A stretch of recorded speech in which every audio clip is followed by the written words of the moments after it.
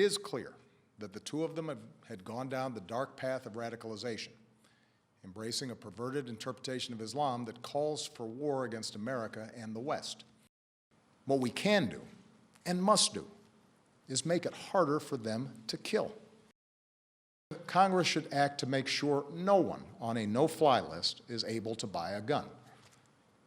What could possibly be the argument for allowing a terrorist suspect to buy a semi-automatic weapon? This is a matter of national security.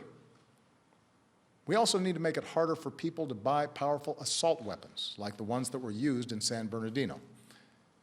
I know there are some who reject any gun safety measures, but the fact is that our intelligence and law enforcement agencies, no matter how effective they are, cannot identify every would-be mass shooter, whether that individual is motivated by ISIL or some other hateful ideology. The threat from terrorism is real, but we will overcome it. We will destroy ISIL and any other organization that tries to harm us. Our success won't depend on tough talk or abandoning our values or giving in to fear. That's what groups like ISIL are hoping for.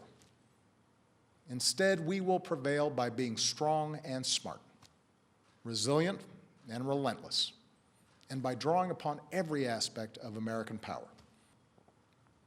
First, our military will continue to hunt down terrorist plotters in any country where it is necessary.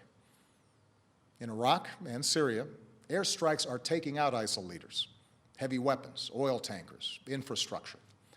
And since the attacks in Paris, our closest allies, including France, Germany, and the United Kingdom, have ramped up their contributions to our military campaign, which will help us accelerate our effort to destroy ISIL.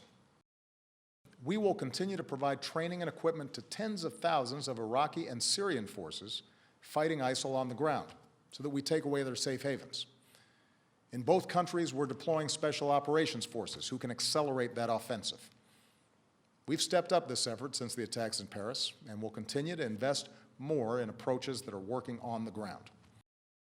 We're working with friends and allies to stop ISIL's operations, to disrupt plots, cut off their financing, and prevent them from recruiting more fighters.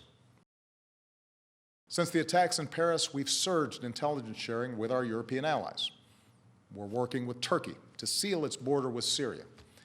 And we are cooperating with Muslim-majority countries and with our Muslim communities here at home to counter the vicious ideology that ISIL promotes online.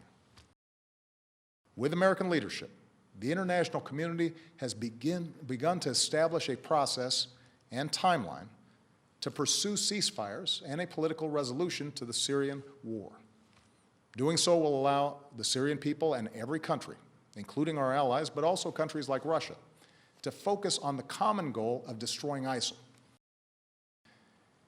And we constantly examine our strategy to determine when additional steps are needed to get the job done. That's why I've ordered the Departments of State and Homeland Security to review the visa waiver program under which the female terrorist in San Bernardino originally came to this country. And that's why I will urge high-tech and law enforcement leaders to make it harder for terrorists to use technology to escape from justice.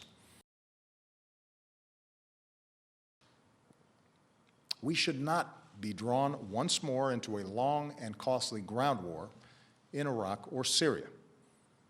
That's what groups like ISIL want. They know they can't defeat us on the battlefield. ISIL fighters were part of the insurgency that we faced in Iraq.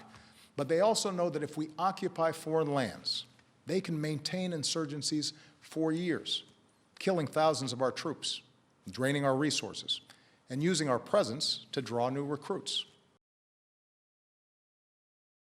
If we're to succeed in defeating terrorism, we must enlist Muslim communities as some of our strongest allies, rather than push them away through suspicion and hate.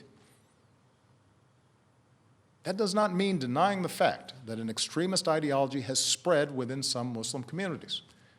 It is a real problem that Muslims must confront without excuse.